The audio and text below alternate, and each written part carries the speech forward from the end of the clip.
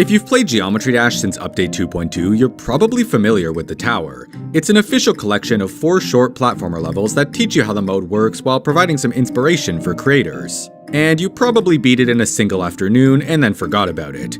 But what if I were to tell you that there's been a secret ending this entire time, and it went undiscovered for over a year? It's essentially an entirely new route through the tower that's admittedly really hard to find. So in this video, I'll be walking you through exactly how to reach this honestly awesome ending.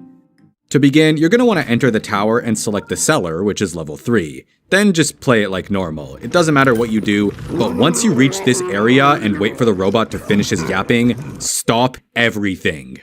Now, normally, you pick up this bomb and blow up this skeleton, which takes you to the second half of the level. His name is Rattledash, by the way, you might want to remember that.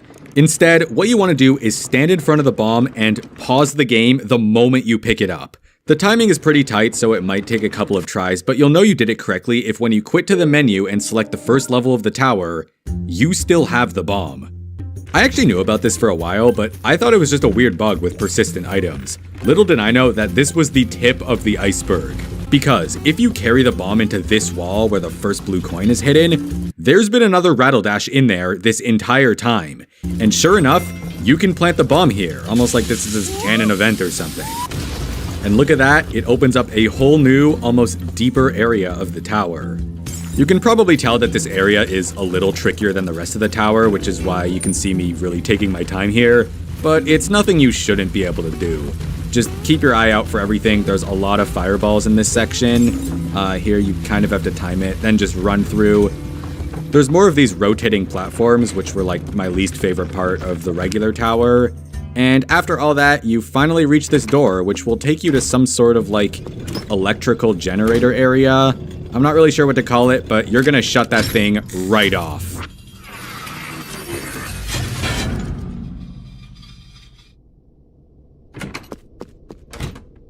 And now, you just backtrack all the way to the normal part of the tower. And since the power is shut off now, there's basically no movement or obstacles, so it's significantly easier. Just keep going this way, you can fully drop down that area and head to the right. And now that we're out of there, just go ahead and finish the level like normal. Well, I don't know if you can call this normal, but you know what I mean. Everything is powered off, but just go to where the tower normally ends. I don't know why, I feel like this long stretch here is so much creepier when there's just nothing. Also, you'll notice there's no robot that scans you anymore, which technically means that you were never flagged as an intruder. So you can just keep heading all the way to the right since there's literally nobody to stop you, and here again, you keep going. Over here it splits into two paths, but really the only way you can go is down, and it looks a lot like it just takes you to the sewers anyways. But it should be pretty clear at this point that things are very different, and you're now fully locked into this route. Next, you're obviously going to want to enter the sewers, and you'll notice that you start up here instead. But other than that, everything else is mostly the same, and you can just play through the level as normal. And once you reach the elevator room, you can just hit the switch and... Fire in the hole!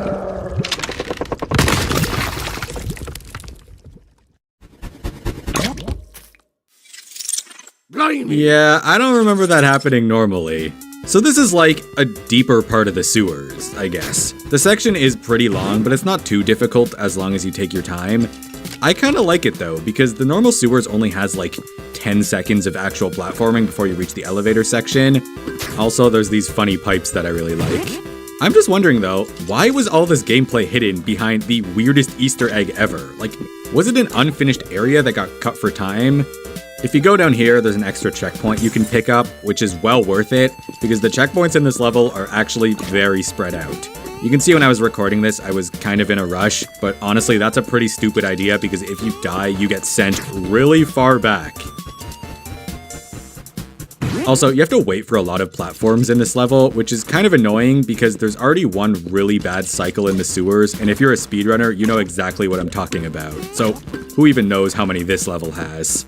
Another checkpoint up there, definitely worth getting. Those pipes that shoot the sewer stuff, they are a lot harder than they look. Like this jump right here is way harder than it has any reason to be. Dude, I love those pipes so much. This is sort of the last stretch of the level, which isn't too bad. It takes you to this part over here where you have to start by going down to turn the platforms above back on because they were like malfunctioning. And then you go back around, follow through this way. I kind of like how there's no shortage of crates floating up and down in this level. And that's the end. You end on this sort of raft that floats down this way. And the reward for beating all this is another elevator. But this one actually works, and it doesn't actively try to kill you, so I really can't say anything bad about it. So not only do you come out as a robot, but you're also in this weird storage room, and there's a concerning amount of explosives which you can't actually do anything with. For some reason, the main exit is totally blocked off, so instead you're gonna head through this crawl space up here. And that's the second part of the route done. And obviously, it continues into the cellar. Right away, you get to skip the entire tower climbing part because you just pop out of that bomb thing and wait for it. A good day to you. How can I be of assistance? We got more Rattledash content. It's all come full circle. Also, that robot guy finally shut up because he isn't even powered on. Unfortunately, all you can really do here is interact with the bomb, and this time there's no way around it. But who knows, maybe something's different this time.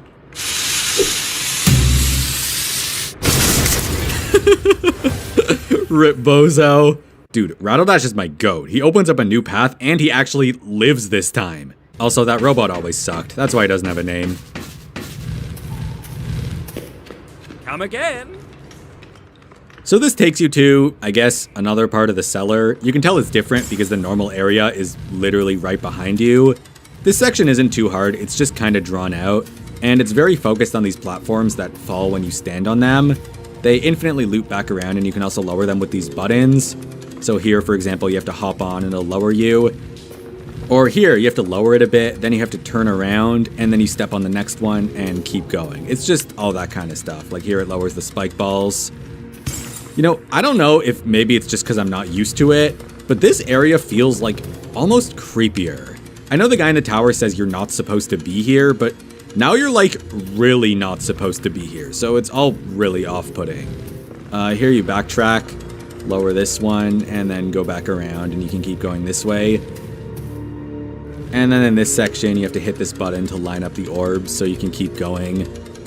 Again, I do wonder if this area was going to be used for anything instead of just being hidden away. The gameplay is very different, it's a lot more focused on these moving platforms, but it still plays really well, so why is it so difficult to find? I don't understand. This part, you kind of have to wait a little bit. This is the last part of the level. You just have to stand on these buttons and wait for the platforms to go down so you can climb up to this upper area. And yeah, now you just continue on to the right. And notice that you're ending by going up instead of down. That was a creepy sound. Anyways, now it's finally time for the secret hollow, and who even knows what's going to happen? This starting area definitely looks familiar, but turns out you're just in a completely different part of the level now. And if you keep going this way, you end up in this, like, factory area. I don't know, but there's a lot of these spike balls and you gotta watch out for them. If you keep heading over this way, there's a dead end, so instead you're gonna climb up. Again, there are way too many conveyors and spike balls in this part. You can see I kind of rushed through it, but I recommend taking it slow or you're definitely going to get sniped from above. At the top, you're going to come across this familiar looking machine, and if you head inside it... There you go, you're a ball now, congratulations. And now you're going to want to go back and follow all the other spike balls all the way back down until you make it back to that dead end from earlier, which you can easily cross now. And that leads to an elevator, which... Okay, wait for it. It's actually the elevator, the one that takes you to that spike ball hideout, which you can safely enter now. Honestly, I don't even know what to say about this part. They're all just kind of chilling in here. In this room, there's an opening in the ceiling, so you can slip past these guys while they have their, I don't know, their meaningful conversation. And in this room, the door is locked, so hit that lever, it's gonna spawn a box. Turn around, smash that box open with your diamond sword, which is gonna wake up that bat guy. And now, you cycle back around, hit the lever again.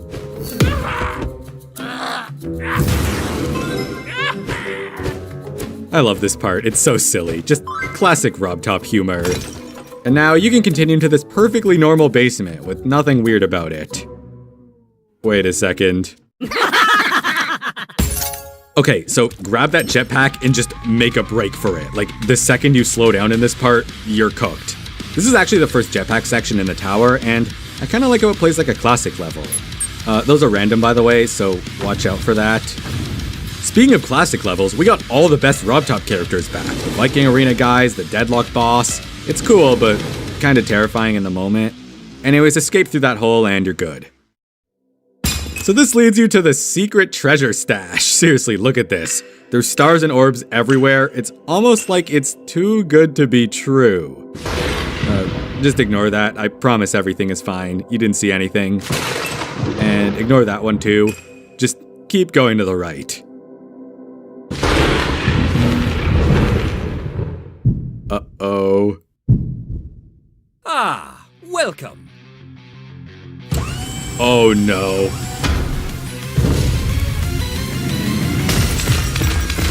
What? Did you really think there wouldn't be a boss fight at the end of this route? And it's against none other than Rattledash himself, who, as you can see, brought some friends along, and they're all just trying to destroy you. All the attacks in this fight are telegraphed somewhat nicely, so just keep your eyes peeled and you should hopefully be able to react in time. Okay, this is the important attack, because he's gonna drop a familiar blue bomb, and what you're gonna wanna do is wait for Rattledash to circle back, line up the shot, and blow him up just like that. He does take multiple hits to defeat, but that's the first one down. Oh yeah, and his throne has a laser, so watch out for that. It's pretty easy to dodge, but sometimes it gets combined with other attacks. And here's the next bomb attack. You can see I get into position and just kick it back up at him. But that's not the end of the fight, because now he comes back with a fan, and not only are you blown back by him, but there's also all these boxes and spikes falling from the sky. It's basically an auto-scroll section, and there's nothing you can do to speed it up. So just try your best to survive, look up in the corner, and you should be able to see what's coming next. And you do have a lot of time to react, so I recommend taking it slowly. Oh yeah, he drops a club step monster at the end, which is a very nice touch. And this is phase 2 of the fight, which is a robot section. And Rattledash is pretty angry now, so watch out. This is the spike ball attack. It's probably the easiest one. All the attacks in this phase are harder overall, but they're also a lot more controlled. Ooh, this is the skull attack. This is a cool one. And he drops those spikes sometimes, which are gonna sit around for a while, so be careful. I don't know where Rattledash got all this technology, but like, I always knew there was something up with him. I'm just not really sure why he hates you, considering you basically spared his life. Oh yeah, and in this phase, instead of kicking the bombs back, you actually pick them up, and it starts a little jetpack section, where you have to fly up as fast as you can before the bomb explodes, and then just ram into him. That's 1 hit down, 2 to go. Also, he gets pretty angry when you do that, so make sure to run or you're gonna get crushed. And then the cycle sorta repeats. He just continues with the same set of attacks, and all you have to do is focus on dodging. I think the trickiest part of the fight is that sometimes the attacks overlap with each other, like you just saw there, so the timings can get pretty difficult, and you have to keep track of a lot of things at once. Here's the next bomb attack. Again, just wait for the blue one, and this time it's a UFO section. So once again, fly up as fast as you can. The obstacles are a little harder, and you also kind of have to spam because it's UFO, and just like that. By the way, do you think Rattledash is the strongest character in Geometry Dash? Like, he's clearly really powerful and could probably take on the Cursed Thorn. Also, was he always a skeleton? Or did he used to be something greater? And where did he get that rocket-powered throne in the first place? I don't know. Personally, I think Rattledash is just Rattledash. He makes his own rules. Okay, here's the final bomb section. This is definitely the hardest one, and it's even more terrifying when you're carrying a bomb that's about to explode. Also, he was waiting for you this time, so now you have to finish the rest of the chase on foot. And trust me, you do not have much time here, so just climb as fast as possible. Don't fall, just keep going, come on, come on, come on, go, go, go, go, go, go, go, and...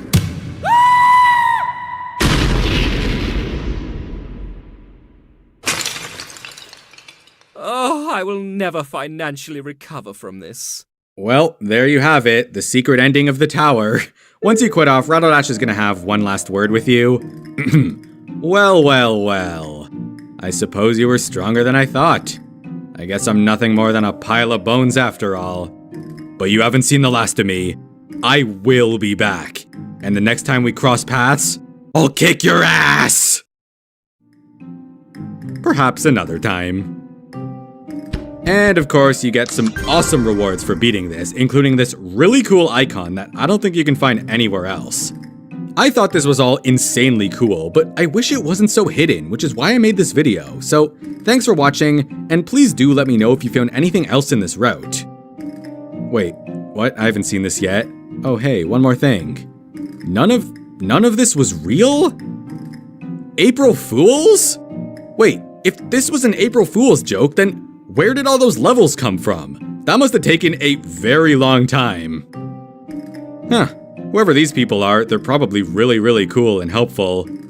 Alright, see you next year. I gotta go record a rap verse.